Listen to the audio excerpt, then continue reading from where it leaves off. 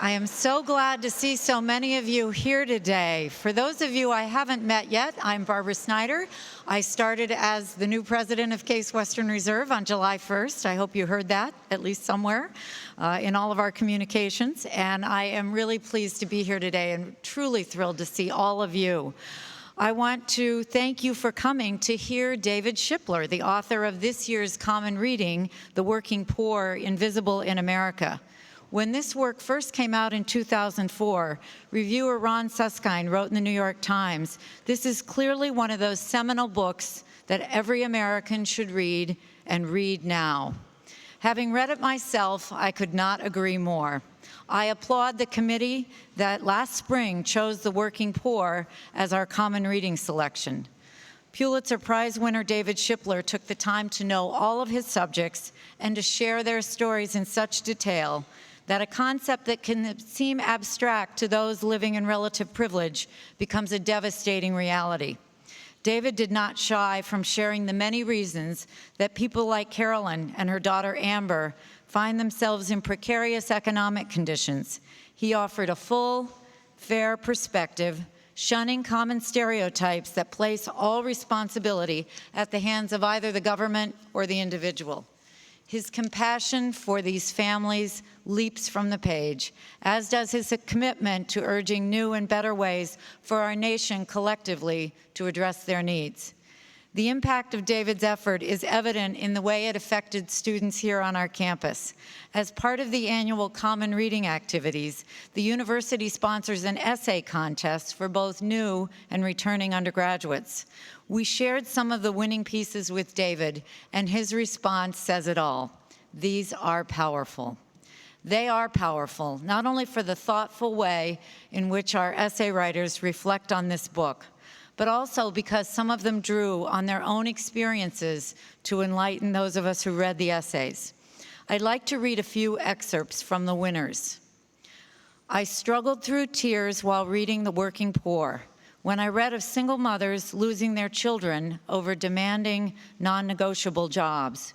When I read of Carolyn and her daughter Amber, I thought about a friend of mine, Susan, who worked this summer with me at a local McDonald's, an educated, strong-willed woman who is highly dedicated to her work, although she never advances, and who, like Carolyn, has been faced with the threat of losing her own daughter over work-related issues. I have friends whose parents work day and night, never to see their children or significant others, much like Pedro, who worked day and night without seeing his girlfriend in over a year. And from another essay, my experience with poverty forever changed my cookie-cutter image of the poor as lazy, uneducated, foolish people who could change if they wanted to. Poverty is not to be taken lightly, and its resolution can lie only in the love and support of the people around you. There is no quick fix in a monthly check or even in a lump donation to a care center. We must come to a greater understanding as poverty as a deep and systemic emotional, psychological, mental, and physical issue. We can no longer view poverty as a number or a statistic. And from another essay, thank God we get food stamps. Some months, my mom has no extra money to spend on groceries after our food stamps run out. We have to get by on things like rice, which are very cheap and filling. And finally, too often are the working poor exploited and shuffled, and they are a well-concealed layer of society. Very often, they move while being eaten away by hunger, defeat, loss, loneliness, and misery. It is indeed time to be ashamed, but more importantly, it is time to act. I'd now like to ask our essay winners to stand and be recognized as I call your name. Please remain standing until I have recognized all of you so that we can all applaud your wonderful efforts. Among our new students, Amber Klein, David Katsonis, Urvi Patel, Sarah Schweppe, and returning students Bob Amico, and Ann Lloyd, a third-year student who also won in her first year for an essay on Tracy Kidder's Mountain Beyond Mountains. Please join with me in recognizing the accomplishments of our essay winners. Thank you.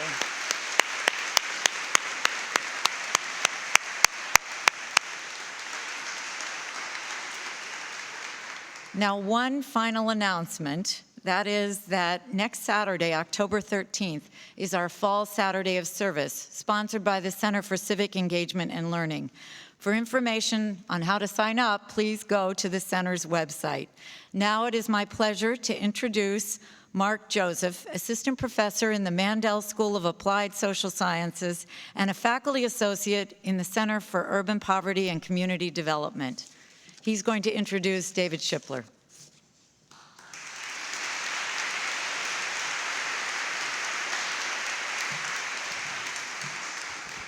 Good afternoon.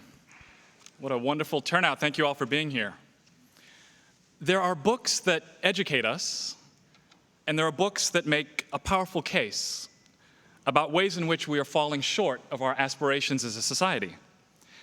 And then there are those books which accomplish not only those goals, but once you've read them, there's no turning back. You can't help from that day forward but to consider the realities of everyday life around you in a markedly different way. And David Shipler's book, The Working Poor, Invisible in America, certainly falls into this special category. For some of us, the lives and the struggles of the men and women that we learn about in this book are painfully familiar, as you've just heard in some of the essays. Some of my students told me that they felt like their own life story could have been woven seamlessly into the pages of the book. For others of us in this audience, maybe more of us, Shipler's book makes strikingly visible a world that is all around us, yet often goes unnoticed. For me, personally, despite almost 2 decades of work and research on urban poverty, reading this book helped me think more broadly about the scope and the causes of widening inequity in our society. While my own focus has often been on those who have dropped completely out of the labor market, Shipler argues, I think convincingly, that perhaps a greater indictment of the structural failings of this nation is demonstrated by those who, as he writes, work but lead impoverished lives. His analysis reveals the interconnectedness of the challenges faced by those in or near poverty. And he demonstrates repeatedly how a bump in the road that might be more easily navigated by a middle-class family can throw a working poor household completely off the track. As President Snyder said, while not shying away from exposing some of the bad choices and some of the vices of some among the working poor that can be counterproductive to their own efforts to climb out of poverty, Shipler incisively portrays the workings of a social and economic system that is stacked dauntingly against them. I'm proud that our university has made The Working Poor the common reading for incoming undergraduates this year, and in so doing has generated countless conversations on our campus about the enduring challenge of poverty in America. And we're very grateful that David Shipler agreed to come and be with us in Cleveland to talk with us about his seminal work. As you know, Mr. Shipler has been a writer and a journalist for over 40 years. He is best known through his work as a foreign correspondent for the New York Times. Few may know that he served in the US Navy after graduating from college. His New York Times postings have included Jerusalem, Moscow, and several countries in Southeast Asia, including a stint in Burma in the early 70s, for those who are following the current situation there. His book, Arab and Jew, Wounded Spirits in a Promised Land, won the 1987 Pulitzer Prize for general nonfiction. His journalistic style, displayed in The Working Poor, was described aptly, I think, in a review in the New York Times as meticulous empathy. Meticulous empathy. And so I invite each of us this afternoon to not only listen for new insights about the poverty that surrounds us, but also to reflect on the ways to turn those insights into action in each of our own spheres of influence. Mr. Shipler, it's our great pleasure to welcome you to Case Western Reserve University.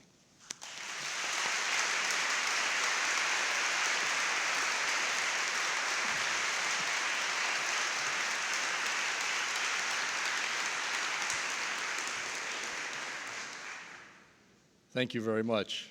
After those wonderful introductions, it's a little daunting to stand up here. I'm reminded of something Bobby Kennedy said when he was a senator from New York, and I was covering him, and he got an effusive introduction. He told this story about the grandmother wheeling her granddaughter through the park when a friend came up and said, "What a beautiful baby."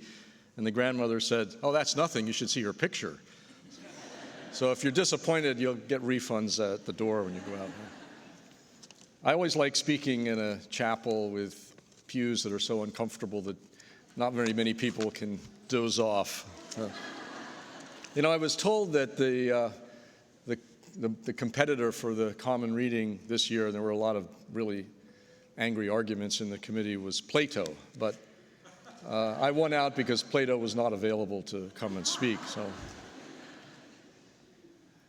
when I was a child, one of my favorite things was connecting the dots. This is an expression that I'm sure you've heard many times, although being in the video game generation, I don't know if you really know what it refers to, because you can get these books now, but they're not too common. They're books of pages with numbered dots, and you put your pencil on dot number 1, and you draw a line to dot number 2, and dot number 3, and so forth, until out of this seemingly random array of dots comes a picture.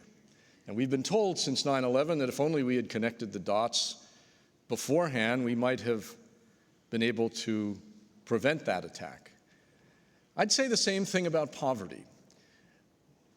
Connecting the dots among the disparate problems of poverty is essential to getting a picture of it and how it works, and thereby formulating solutions to it. And that's what I would like to talk to you about today. The federal government says that a family of 4 this year is poor if it has an income of less than $20,549. $20,549. If it has an income of $1 more, it's not poor. Well, the families I spent time with working on this book know very well that moving out of poverty is more complicated than showing a passport or crossing a frontier. It's a much more complex problem than that, because it's like going through a minefield. The way we measure poverty, by income only, is a very insufficient way indeed. It's a still photograph. Poverty is not just income. And by the way, the poverty line for a family of 4 translates, if you get 40 hours of work a week for 52 weeks a year, into $9.90 an hour if you're a single wage earner, and most poor households in America are headed by single adults. $9.90. Congress has just passed a minimum wage bill that will raise it up to $7.25. Wow. So families that are earning the minimum wage, when you have one wage earner, are, if they have 4 children, or 3 children rather, 4 people below the poverty line. So income, though, is just a still photograph. Poverty is also debt. Debt that's run up in the past, carried into the present, which stifles the future. Poverty is also debt. Poverty is powerlessness, or a sense of being unable to make choices, make plans, make decisions that have long-term impact. Poverty is relative. A Vietnamese farmer who owns a couple of acres of rice paddy and a water buffalo to plow with is not poor in Vietnam. But a Mexican farm worker who's paid by the bucket of cucumbers that he picks and lives crammed with 5 other men in the narrow, cramped cinder block barrack in eastern North Carolina is poor in America. Poverty is relative. It means standing on the margins of an affluent society to which you participate, for which your essential work is essential, and not being able to fully participate in that affluence yourself. It's marginalization. It's looking in from the outside. This is all part of poverty. Poverty is vulnerability to a problem that for an affluent family is only an irritation, but can have ricochet effects within a poor family. And I'll give you a few examples of this. So the people who stand on the edge of society but contribute to its affluence, whose work is essential but is paid very, very, very little, are people we need, but we don't compensate very well. Some people in this country are surprised that people can work and be poor, and it's a surprise to me that they're surprised since most poor people in the world work. The poor in Ghana work, the poor in Sri Lanka work, the poor in Guatemala work, and the poor in America work. The man who washes cars but doesn't own one. The assistant teacher who cannot afford to put her own 2 children in the daycare center where she works in Akron. The woman I came to know who filed canceled checks in the back room of a bank for a time when she had in her own bank account a balance of $2.02. The sweet potatoes we're going to eat at our Thanksgiving dinners next month will be harvested by the working poor, the Mexican farm workers in North Carolina and elsewhere.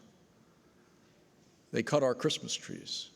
The fruits of their labor are in our lives every day, but we do not see them. They are hidden in plain sight, to use Edgar Allan Poe's phrase. They are invisible to us even when we encounter them stocking shelves at Walmart, cashing us out at the supermarket.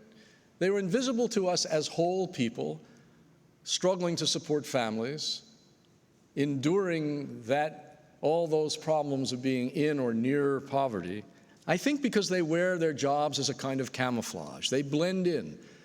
Because according to the American dream, if you work, you are not supposed to be poor. The American myth says, if you work hard, you will prosper. Now, this is a very important and valuable myth. I'm not going to disparage this myth. Many societies have many myths. We have quite a few. And most of them serve useful purposes. This myth does because it sets a very high standard for us. And the gap between the reality and the standard is one we yearn to close, and we should yearn to close it. So I wouldn't cast aside this American myth that if you work hard, you will prosper. It's something to which we ought to aspire. It's so powerful, in fact, that Richard Wright said that it becomes a kind of truth that we believe against all the evidence in front of our eyes. He called it the truth of the power of the wish. The truth of the power of the wish. Now, there's another side to this myth. That's the judgmental side. Because if it's true that anyone who works hard can prosper, then it must also be true that anyone who fails to prosper is not working hard. So this is a coin with 2 sides. The idealistic goal and the condemnation. What I found as I traveled around the country, spending time with families, was that the views of poverty, as reflected in our political debate, are rigid and ideological. Liberal Democrats blame the society's failures, the institutions of public education, government, the private market. Conservative Republicans blame the individual failures and the family dysfunctions. I had a lot of trouble finding people who fit neatly into one of those boxes without also experiencing some of the traits of the other box. I'll give you some examples of this as we go along, and those of you who've read the book certainly have seen those examples. And I think the lesson of this is that if we want to understand poverty in all of its aspects, and if we want to devise solutions to it, we need to get liberals and conservatives, each of whom has a pocket full of pieces of the jigsaw puzzle, to sit down at the same table and assemble all the pieces of the jigsaw puzzle together so that they can have a full picture of the range of problems. In our polarized politics of the day, this is not going to happen, I'm afraid. Although it may happen in healthcare now. There's more and more concern. You saw this week, after President Bush's veto of the S-chip program, the distress among some Republicans. So there are certain issues when they begin to affect people above the poverty line in the lower middle class or middle class that begin to generate some bipartisan concern. And I think there are conservatives who are concerned about addressing poverty. I mean, it's one thing to say the individual is responsible and wash your hands and say, okay, well, that's the end of the discussion. We don't have to do anything. And it's another to say the individual has responsibility, and what can we as a community, as a nation, do to help that person, those people, those families help themselves? That's a very different kind of conservative response from the response that says, it's not our business, we don't care. So I think there is some room here, but it's not an easy task to get the people to sit down at the same table and put all their jigsaw puzzle pieces out there. My experience was that I found almost everyone I interviewed had a life that was the product of bad choices and bad fortune. Roads not taken and roads cut off by the accidents of chance or circumstance. Dropping out of high school, having a baby out of wedlock, doing drugs, getting in trouble with the law. All of these, though, you could see were the legacy of being badly parented, badly schooled, badly housed in neighborhoods where the horizon of imagination was so close at hand that it blinded people to their own possibilities. I met kids in elementary schools in inner city neighborhoods who had big ideas about becoming lawyers and doctors and teachers, all of which required college degrees which their parents hadn't been able to get. And I met in the same school systems high school students whose dreams had died, who no longer imagined anything great for themselves except maybe being a basketball star or a football star. So somehow these dreams fade.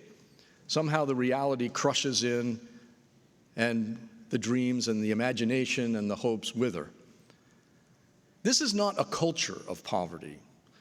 Oscar Lewis, an anthropologist, popularized this term in the 1950s, and it's been expropriated by some on the right who want to say, well, poverty is a culture and it's therefore something that can't be addressed from outside. But I didn't find poverty exhibiting the traits of a culture. It's not a series of mores, traditions, and rituals that gets passed from generation to generation. It struck me more like an ecological system of interactions among individuals and families on the one hand, and the environment of neighborhood, housing, schools, government programs, and the private job market on the other. And if we're going to address it, we have to see it as an ecology that can be changed if certain variables are changed. In this ecological system, there are chain reactions that take place from problem to problem to problem that create very odd situations that you really wouldn't imagine unless you spend time looking at particular cases, as I did, and tried to figure out what was going on. There's been a good deal of research in the last 20 years, for example, about the causes of asthma among children, a disease which is rising in incidence, especially among poor children. Researchers have found certain housing problems exacerbating asthma. Roaches whose skin sheds and disintegrates into a fine dust, and when breathed, it's an antigen. Dust mites, tiny insects you can't get rid of, mold from dampness, and so forth. So asthma, of course, is a debilitating disease because even though it can be controlled, if it's constantly revived with these irritants in a person's home, kids miss school, parents miss work to take their kids to the doctor. Parents don't often have the kind of jobs whose, when their bosses are not going to be very indulgent when they miss work. They're dispensable people, they can be fired like that. So asthma, when you miss a lot of school, you fall behind, you have trouble learning, you do poorly academically. That begins to take its toll on the rest of your life. There was a boy who came into the pediatric department at the Boston Medical Center suffering from asthma attacks quite frequently, and the nurse went to his home and looked at the apartment and found wall-to-wall carpeting that she thought was full of dust mites, a leaky pipe that may have been creating mold. She wrote a letter to the landlord. The landlord didn't respond. So the pediatrics department had the lawyer call twice, and the landlord miraculously fixed up the apartment. And the boy, got better and went back to school regularly. The mother quit missing work and so forth. The pediatrics department of the Boston Medical Center now has 5 full-time attorneys to deal with just these problems. They're funded not by Medicaid, of course, but by charitable contributions. And that department, headed by Dr. Barry Zuckerman, has started a consortium of assistance with seed money from the Kellogg Foundation to help other clinics and hospitals around the country and legal aid societies and other law firms and so forth create medical legal partnerships. There are about 75 of them now in the country, as far as I know. And Zuckerman's idea is, well, doctors don't seem to have much clout in terms of the public policy that we adopt in this country, but lawyers may. And so when you get lawyers involved in trying to help the poor, you may be able to spin that off into pressure to reform public policy. Now, I got to know, and I'm sorry, some of this will be familiar to those of you who've read the book, but I just want to emphasize this because it's a very important point. I got to know Lisa Brooks, who was a single mother, who had a job working for $8.21 an hour. She had medical insurance. But at that pay level, she was below the poverty line, and she was unable to save anything. She had no savings. Her son, she had to move into a drafty old wooden house, after which her son's asthma got worse, and he was rushed twice to the hospital. Once the ambulance charge was $240, once $250. And for reasons Lisa was never able to unravel, her insurance company would pay for the emergency room, but not for the ambulance. And Lisa didn't have the money for that. She had no savings at all. So the charges went on her credit report. And with that bad credit report, she was denied a loan to buy a mobile home. And when her old car died, which she needed to get to work, a reputable dealer ran a credit check and said, sorry, I can't make a car loan to you. So she ended up at a sleazy used car lot where they didn't do credit checks, but charged her 15.75% interest on a car loan. Now, this was a few years ago when loans and interests were a little bit higher, but by coincidence, I received in the mail the very day she told me about this, an unsolicited invitation to take out a car loan for half that interest rate, which illustrates a very important point. When people borrow money, they're like corporations that borrow money. When corporations that are very healthy financially float bonds that are rated AAA, they pay a lower interest because it's less of a risk for the lender. And people are the same. These folks are not rated AAA, and so they pay higher interest on car loans, credit card loans. There are all kinds of fees attached to check cashing if they don't have enough money to keep a checking account and so forth. They pay outrageous fees to tax preparers to try to get their earned income tax refund earlier rather than wait a couple of weeks. There are payday loan places, a subject I gather Ohio is now considering doing something about, which charge outrageous rates to give people a little bit of cash. As one kid said to his mother as she was poring over her bills one day, gee, Mom, being poor is very expensive.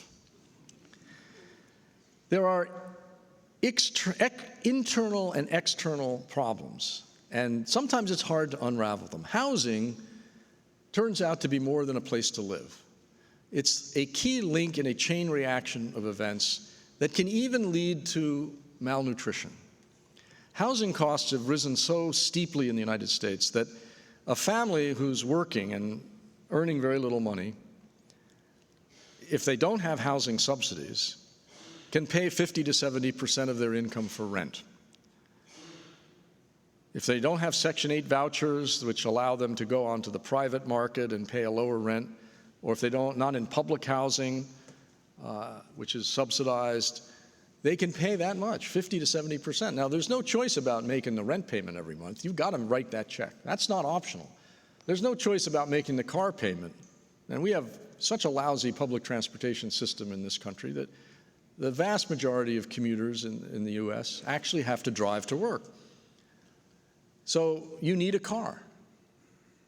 And that's an expense. You got to make that car payment. You got to pay the car insurance, at least by law.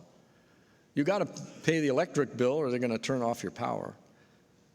All those parts of the budget are fixed. So where do you go to squeeze? You go to food. That's where you go. Food stamps cover maybe 2 weeks of the month, maybe 3 in some cases. So you squeeze the food budget. I sat in malnutrition clinics talking to parents who brought their underdeveloped, underweight children in, and I can't remember a single one that had a housing subsidy. In fact, there was a study done a couple of years ago of about 12,000 low-income families in 6 states that found a high correlation between a lack of housing subsidies and low-weight children who were also developmentally delayed, because as the pediatricians will tell you, low weight is the last symptom that you see from malnutrition. A lot of damage has already been going on by the time you see a child who is underweight. What are the impacts of this? Poor nutrition in the first 2 or 3 years of life, when brain development is at its most crucial, can have lifelong consequences. Cognitive impairment takes place, and it cannot be completely repaired, even if nutrition is restored later on. Once a child is in school, hunger can sap his or her interest in learning. As a pediatrician who heads a malnutrition clinic in Boston put it very succinctly, she said, learning is a discretionary activity. It happens after you're well fed. I met teachers who took granola bars to class to toss them to kids whose vacant look of hunger in their eyes, meant they were just wandering. They weren't paying attention. Other health issues, of course, come into this too. If you have a toothache, that's all you can think about. If you don't have eyeglasses and can't see the board, you're going to miss a lot of what's going on. Now, what happens to kids who don't learn, who struggle? I mean, I met kids who told me that half of what the teacher said in class they didn't understand. I can't imagine that. I didn't love school, but, sitting all day, every day, 5 days a week, not understanding half of what was going on in class, why would you keep going? Why would you do that if you could get out? So kids drop out. Now, it's not only kids who have learning disabilities or malnutrition who drop out. There are other reasons and other factors, of course, and not all kids with learning disabilities do drop out.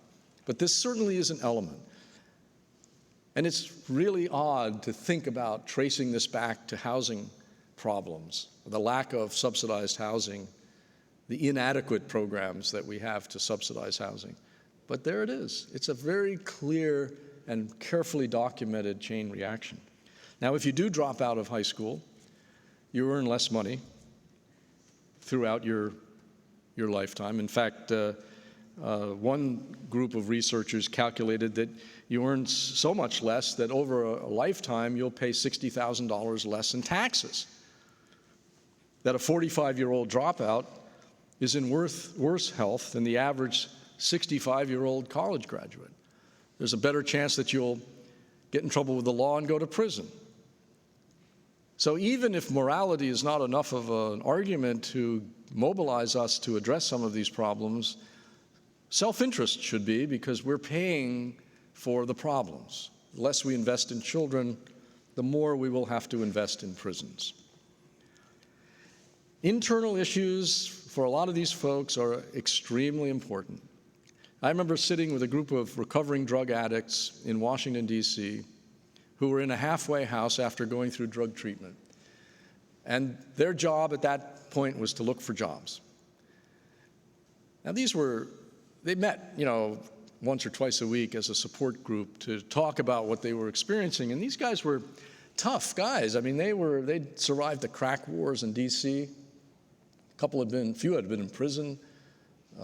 They were hardly the people you would imagine expressing fear to each other. But the word fear is what they used to describe their emotions as they looked for work. Fear. They were afraid of applying for jobs. They were afraid of being asked about their criminal records. They were afraid of being rejected. A couple even said they were afraid of being hired into jobs they didn't think they could do. I spent some time in a couple of public housing projects in Los Angeles that had a federally funded jobs placement program, and I asked the staff what were the obstacles to the public housing project residents getting these jobs, getting work. And all the staff independently put near the top of the list fear. Folks were afraid of going out into a working world that was alien to them, where they thought they would probably just fail, having failed in school, having failed in relationships, having failed in jobs before. There was no sense that they could do this. They wanted to work. They wanted to work for the housing authority in the projects where they felt most comfortable. Now, these projects were centers of gang and drug activity where I was advised not to go interview after dark, but that's where people felt most at home, most confident, most comfortable. They knew the rules. That's where they wanted to work. I met one woman who asked me to call her Peaches in the book, which I did, who was homeless when I met her, but I met her at a job training center. She told me that she'd been raised being told how vile and worthless she was, that when she had to steal food to eat, she didn't think it was worth stealing anything like a steak. She didn't think she had the right to do that. She would steal bologna instead. Folks who came into that job training program often couldn't carry on a conversation when they arrived. They looked at the floor, they mumbled. And when I interviewed employers and asked them about low-wage workers, a lot of them said, well, they don't call when they don't come, they can't come in, and they just don't show up. And when I put that to one woman Ann Brash, you remember, grew up in the middle class and fell into poverty after a divorce, Ann had a very perceptive explanation. She said, maybe they don't think they're important enough for anybody to care if they come to work or not. And when I took that back to some employers, it was like the old cartoons of the light bulbs going on over the heads. They said, yes, that's exactly what I think is going on. Michael Summers, I don't know how young he is now. He's pretty young when I met him.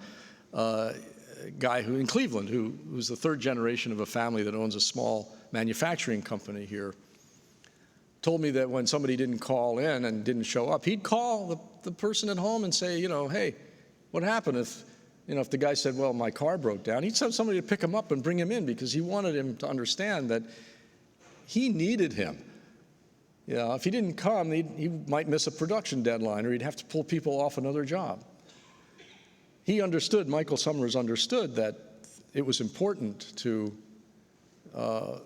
make the workers understand that they participated fully in the company. This is a small company, not big companies don't tend to do this. So the job training program that works is the one that treats the whole person, not just teaches computer skills or reading or math, all of which are important, but also addresses what are called the soft skills of punctuality, anger management, communication. And it was quite interesting to watch the training center. One class was run by a retired Marine sergeant who displayed a lot of tough love, and he would get his trainees to stand up one at a time to give extemporaneous talks to their peers. It was quite remarkable to watch as they learned skills over the months, the eyes come up off the floor, the voices gain clarity, and people beginning to have a sense of confidence in themselves and believe in themselves, which you really need to do if you're going to function. And they got fairly decent jobs, low wage at first, but in some places with promotional opportunities. So job training programs that approach this in a holistic fashion, as this one does, can really work and help. Peaches, by the way, succeeded pretty well in this job training program. She went to work for Xerox. She met a decent gentleman, she told me. This I learned after the book came out when I called her to get her address so I could mail her a copy. She was planning to get married and buy a house and had started up her own flower business and was, there was a kind of lilt in her voice. And I said, well, you'll recognize yourself in the book because I did honor your request just to not use your real name. She said, oh, you can use my real name now. It's Celestine Travers. So when things line up well, both internally and externally, people can move ahead. But it's very difficult because they overcome a lot. And we all make mistakes in our lives. We make mistakes with money. We make mistakes personally. When you have money and you have some affluence and a solid support network, family and so forth, you have a lot of cushion to make mistakes. They don't necessarily send you into a whirlpool. But when you're poor, it's like there's no flesh on the bone. And you don't have much room for error. It's like a car breaking down. I have 2 cars. My wife needs one to get to work. If one of ours breaks down, she can use the other one. If both break down, we could afford to rent one. If they really get old and decrepit, we can afford to buy a new one. But most of the families I met had one car. It wasn't in very good shape. And if it broke down, it meant they were going to be either late to work or not get there at all, because they would maybe have to take multiple buses or bum a ride with somebody else. They get to get their kids to school. They have to arrange childcare. And while my wife's skills are such that her boss isn't going to fire her if she has to miss a day or two because of personal problems, a lot of these folks don't have that luxury even, because their skills are low, they're seen as replaceable, their bosses are not going to be accommodating. So they get fired very, very easily, very quickly. They're not in labor unions, which have declined dramatically in the United States, to the point where in the private sector only 7.9% of workers are in unions, which means we almost don't have unions in this country. So there's no protection, really, for them. A mistake, an event that over which they have no control, such as an illness or a car breaking down or something of that sort, can throw them into a whirlpool, and it's very difficult to recover. Now, this country is, well, there's one more thing I want to mention, because I did write about this in the book, and I think it's important also to mention, and that's the problem of sexual abuse of children. And I mention this because it has deep psychological effects. It was quite remarkable to me as I sat talking with women, how many of them told me, when I would say to them, "Tell me about your childhood," that they had been sexually abused as children by their fathers or their stepfathers or their mother's boyfriends or the older siblings in a foster home. And I puzzled about why they were telling this to a perfect stranger. Sometimes it happened in the first interview, sometimes later, but somebody they barely knew. I finally figured out that it was probably because they didn't know me and because I didn't know their family that it was safe. And secondly, I had been asking them really how they got to where they were, and for many of them, this was one explanation. Because many of them said to me, I cannot have an ongoing emotional relationship with a man. I don't trust. And as you know, most poor households in the United States are headed by single parents. So you've got one wage earner. Most of them are single mothers. One wage earner. And if you have 2 people earning $7.50 or $8 an hour, you're not getting rich, but you're getting by. If you have one person, you're in trouble. So it's purely a matter of economics, if nothing else, that a single parent family is economically in more difficult straits. And as I spoke with the women, I realized that the trauma, and it is a trauma of being abused as a child, is something that can have, not always, but can have lifelong repercussions.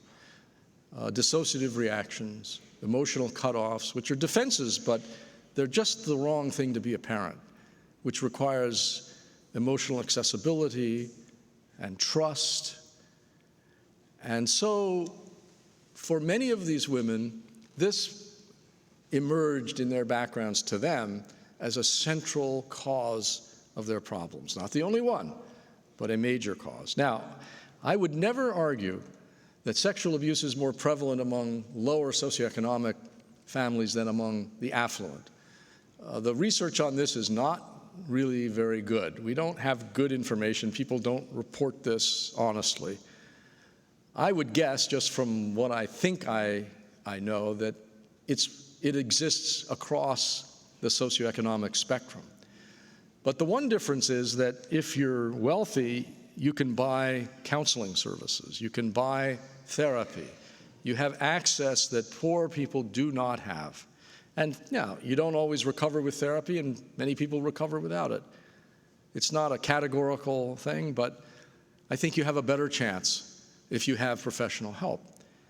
And poor women who have been abused, and men too who were abused as boys, do not have that access to professional counseling to the extent that an affluent person does. So this is loomed to me as a very important phenomenon. I have a feeling that sexual abuse is a pandemic in this society and probably all societies, one that we do not realize the full extent of. Now, this country is a country that has a very greedy exterior. I mean, we are really consumers. We buy, we want, we yearn, we wish, we need. You know, we are told all the time that we need to acquire and acquire and acquire. We're told by our political leaders that the money we earn is our own and we should keep it in our own pockets, except to spend on our own indulgences, of course, but not give it to the government in the form of taxes to any extent. And the disparities that have resulted from this plus various tax policies are quite remarkable. In 2004, the Federal Reserve did a study, they do it every 3 years, that showed that the top 10% of households in America had an average net worth of $3.1 million each. And the bottom 25% had an average net worth of minus $1,400 each. 1/4 of American households have a negative net worth, meaning they owe more than they own. And this difference, the $3.1 million and the minus $1,400 difference, is growing and growing. Are we bothered by this? I'm not sure. But I do know that alongside the greed, there is a powerful current of generosity that runs through America. Look at the outpouring after the tsunami when people gave and gave and gave. Look at the outpouring after Katrina when people opened their homes, their churches, when they gave donations. I mean, this is a country that is deeply generous as well as greedy. It's a very interesting coexistence of two seemingly opposite impulses. I remember when a Walmart manager said to me that he had convened one of these meetings of employees, I guess they have them every day, and he said to them that there was an employee, he didn't name the employee, who was going to have a tough Christmas. And employees put in $1 or $2 each until $300 or $400 had been collected. And one of the employees who contributed was the person who was being helped. Now, Walmart could do more for its employees than to collect their hard-earned dollars, but it told you something very important. I remember Tom and Kara King telling me, when I met them, Tom was out of work and Kara had been diagnosed with cancer, and when she was told she had to have a bone marrow transplant as a last-ditch effort to save her, which didn't work in the end, they decided to take the little cash they'd scraped together and kind of soothe themselves by going out to a truck stop for dinner. And they took their 3 kids, and the 2 boys got into a contest to see who could eat more, and they were sitting at the table and talking and joking and laughing. And when it came time to pay the bill, the waitress said, "No, I'm sorry, it's been taken care of." And I said, "What are you talking about? It's been paid." And they were a bit indignant about this. Kara particularly. Kara hated to be pitied. I always thought she had a kind of internal balance sheet. Anytime anybody did anything good for her, it went on the debit side, And so she had to rectify that by doing something good for somebody else. So all the way home in the car, Kara stewed about this. And she was angry. And she got home, she called the diner, and she got the waitress. She said, "Who paid our bill?" The waitress said, "Well, he's here," and handed him the phone. Turned out to be a truck driver who said he was just passing through and didn't get to see his family much and couldn't help overhearing snatches of their conversation. And he was very moved. And he said, "I counted. Your children told you they loved you 20 times. So Kara broke down and stopped being angry. I think there are a lot of people in America like that truck driver. The question is, how do we harness the generosity in a sensible way? I want to ask you a question now. How many of you would be willing to pay higher taxes to help address the problems of poverty? Let's see the hands. Well, it's a good majority. Now, how many of you who raised your hands have told elected representatives that you would be willing to pay higher taxes? Only a few.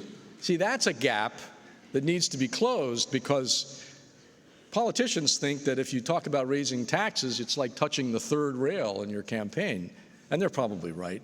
This is maybe a biased sample. A lot of you just read the book. I've just propagandized you for, what are you going to say, right? But I think that it tells you something about this country, actually. I think we are a lot more concerned about these issues than our political leaders give us credit for being. So, when you think about doing something, when you think about addressing the problems, just remember, please, connect the dots. You've got to understand that when a poor family comes to an agency or an institution with a problem, whether it's asthma or a housing difficulty or the need for upgrading skills, they bring a kind of invisible baggage of a lot of other problems. If we had gateways through which they could pass into multiple services, if teachers could do something more than throw a granola bar to a hungry kid, if doctors could do more than prescribe steroid inhalers for the kid's asthma, sending him back to an apartment that's going to just exacerbate the problem all over again. If probation officers had the tools to address the whole range of problems of parolees whom these officers know are going to wind up back in jail, doing drugs again or whatever, wouldn't we be a better society? Wouldn't we be a happier place? Wouldn't this American myth become closer to a reality? We are a community in this nation, and government is our most effective and powerful engine to mobilize our financial resources, if it can be done in a way that does not stifle the ingenious private market economy that we have. And I'm a big fan of private market economy, having spent 4 years in Moscow and seen what socialism does to people. It's a disaster. It doesn't work well. But the private economy left completely alone also lets people fall through the cracks. So we need to make it work better. And that's the great challenge, to get those free market types and the pro-government types to sit down at the table with their jigsaw puzzle pieces and put them together. Connect the dots. Thank you very much.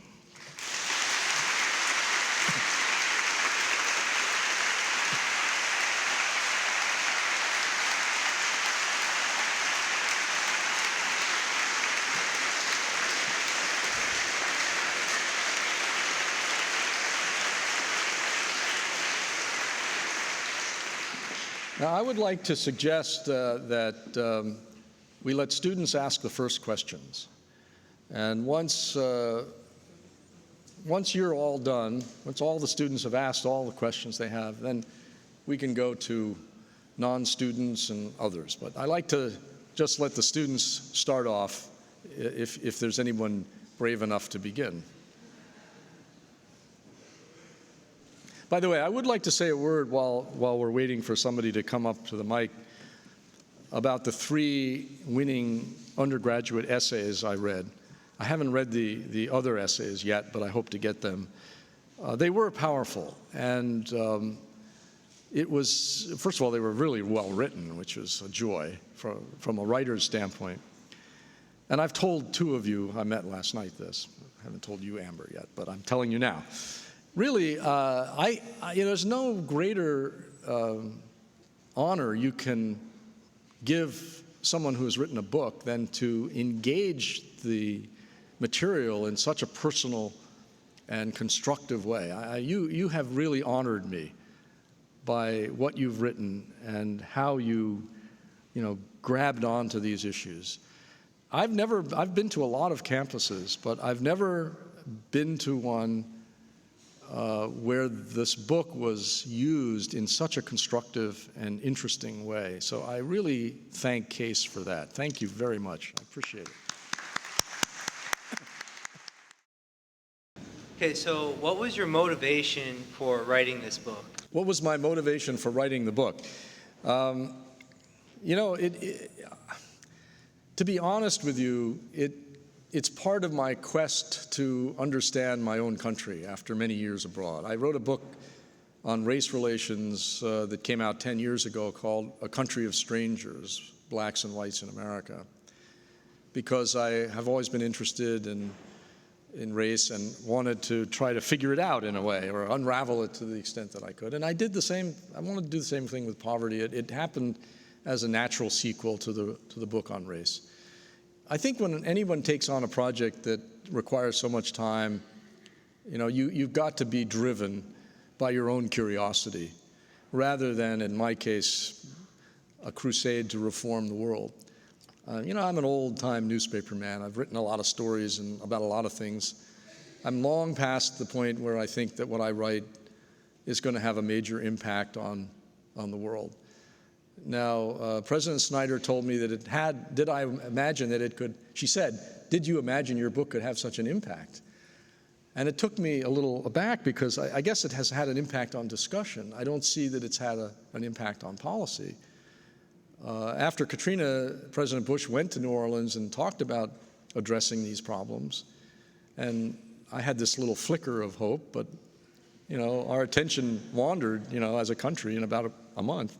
John Edwards has been a champion of this issue, and I always thought he was a really smart guy. And then I realized he was not just smart, but absolutely brilliant and extremely perceptive when he told me that he loved my book. I thought this was so.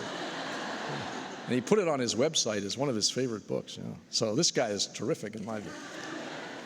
But he really does have, I mean, he's really made this an issue, and where is he in the presidential race, you know?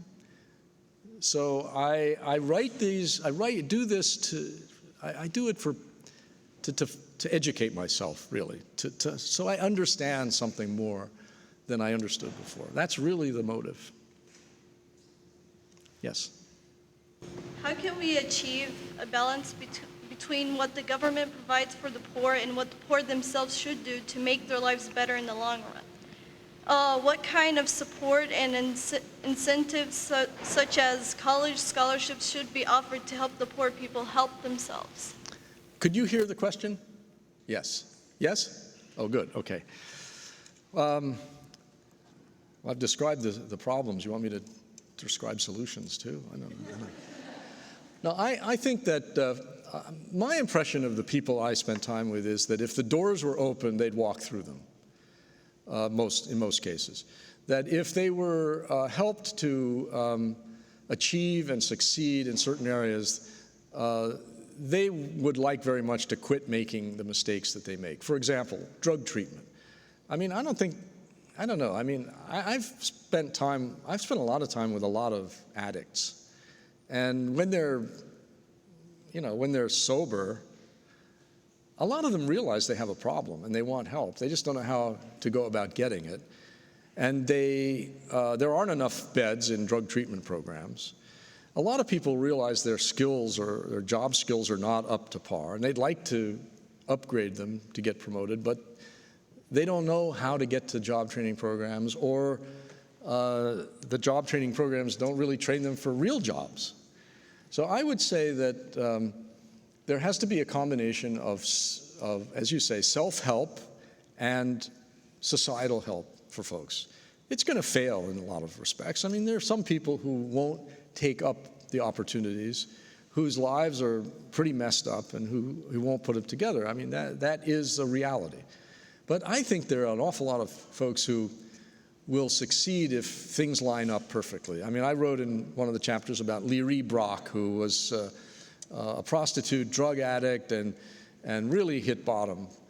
And because of both internal will and her religious faith and a drive to get herself out of the mess, plus a combination of events that took place and decisions that were made by society's institutions, she recovered. I mean, she was so desperate, she went to, for those of you who haven't read this, she was so desperate that after her father died and her father believed in her, there was some kind of epiphany, and she actually turned herself into the police. She knew there was a warrant out for her arrest on drug possession. She turned herself into the police. She was brought before a drug court, which they have in Washington, D.C., where the judge has the option of sending you to jail or sending you to rehab. And this judge, wisely in her case, sent her to rehab. The rehab program was excellent. It was government run. She remembers the name of everybody who helped her. And she took it seriously. She worked at it. She got out of that. She got into a Catholic-run job training center. It doesn't get any government money, which is the one I was describing. It's very, very good, run by So Others Might Eat in Washington. She graduated from that and then applied for a job with Xerox, and Xerox took a chance on her and hired her. And she's now, moving up very nicely. So everything can line up perfectly, but you need a combination of, government, private enterprise, helping and reaching out, and personal will and drive. And that's a rare combination for a lot of people, but it can happen. Okay, thanks.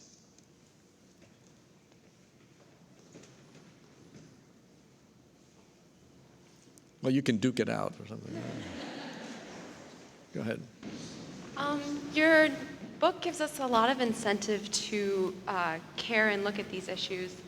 And you talked about the importance of letting our representatives know what our interests are, but do you have any more explicit guidance for us as individuals and as a student body to what we can actually do to help? Well, it would seem to me that, could you hear the question? Yes, okay. It would seem to me there are maybe two levels on which students can address this problem, these issues, and maybe more, but two come to mind right away. One is there's a lot of need in anti-poverty organizations for bright, eager, energetic young people to pitch in and help, maybe just doing clerical work, but sometimes doing more substantive things. And it's a great learning experience to spend time in organizations and see the complex issues that get thrown at you. So you're in Cleveland. I mean, this is a city of great poverty. I know Case has programs that help put students into volunteer positions, and I would urge you to participate because I think that, to the extent that you have time, I realize you're busy, that would be not only a contribution, but a great education for you, no matter what you end up doing in your life. I mean, if you're a lawyer or you go to get an MBA or you teach, whatever, if you've had contact with people who are poor and who are struggling, you really have an insight that most people in those professions do not have. Teach for America, for example, talks about how important it is to get young people into poor schools to teach for a couple of years, even if they don't make teaching a career, because that experience will be carried with them after they get into other professions. So that's one thing. The other is, we're coming up to a presidential election now. It's distressing to see in the past and how it's been, and I think it'll probably be this way, how little the issues of poverty figure in the discussions and debates. So I think it's important to make candidates, not just the presidential candidates, but congressional candidates, local candidates, talk about the issues. Go to candidate forums. Put the questions to them. Make sure that they can't get away from discussing these difficult problems, and get out the vote. The percentage of voter turnout among the poor is much lower than among the affluent. And I'll just give you the figures, which I think I have with me just to make this point, because, you can work to get out the vote campaigns, and, frankly, I don't think it matters, which party you vote for, because I shared a stage a couple of years ago with a Republican who's very interested in the poverty issue, and he put it very well. He said Republicans and Democrats should have to fight for the votes of the poor. And that they don't have to now, because in 2000, 75% of U.S. citizens, 18 or over, who earned over $75,000 voted. 75% over $75,000 voted. 38% under $10,000 voted. So that's a huge difference. The exit polls show that people of lower income tend to vote more Democratic. So I did a little calculation, and I figured that if the turnout of those earning under $25,000 a year had matched the turnout of those over $75,000 a year, 6.8 million more voters would have voted. And Gore would have won by even more than the 500,000 votes he won by. So I think those two things, the politics of it and the actual, work in the field would be very good for people to do. What benefits do you think society gains by the existence of the working poor? Well, David, we talked a little bit about this last night. David's one of the prize winners. He wrote a very powerful essay. Well, the benefits they're both benefits and costs. I mean, on the one hand, business people want to pay as little as possible for labor because it's an expense and overhead, which obviously cuts into their profits and or they have to raise prices and they become less competitive. And a lot of service jobs are done by the poor, and there are a lot of people who can afford, for example, to get their cars washed instead of having to wash them themselves and so forth. So there is that kind of addition of a layer of luxury that is contributed by the working poor. I think, though, that it's also fair to say that there are hidden costs, and they're pretty severe. It's not always easy to add them up in a persuasive way. But certainly, as I mentioned, if people have health insurance or don't have health insurance, where do they go for treatment? They go to emergency rooms. Emergency rooms are the most expensive places to get treated. They have to treat you. They can bill you, but they have to treat you. And one result is that hospitals are burdened financially with a lot of people coming in uninsured who get expensive treatment. So what happens? Well, the hospitals have to raise their rates for paying patients. That means insurance premiums go up. That means those of us who have insurance are paying indirectly that way. Federal grants for research always include a percentage of indirect costs. Many teaching hospitals use those indirect cost parts of the grants to provide care for poor families or families just above poverty in a way, because if you're really poor and you're not working, you get Medicaid. If you're a little bit above that line and you're working, you maybe not be eligible for Medicaid, but your children are eligible for S-CHIP, the program whose increase was just vetoed by Bush earlier this week. So I think that these are costs, and I mentioned the cost of high school dropouts. These are all have to be calculated and understood as part of going on the debit side. I think also that business would do well to look at the global competitiveness of the United States. If we have a large segment of the labor force that is unable to compete in the job area, in the work area with other countries, our businesses are going to suffer in the long term. And I think there are some corporate executives who understand that. Business ought to be clamoring for more investment in public education. So I would say that in the short term, yes, it's an advantage to have low-wage people on your payroll. In the long term, the society pays for that. Anyone else, or are we out of time now? We are. Well, thank you. Okay. Well, thank you.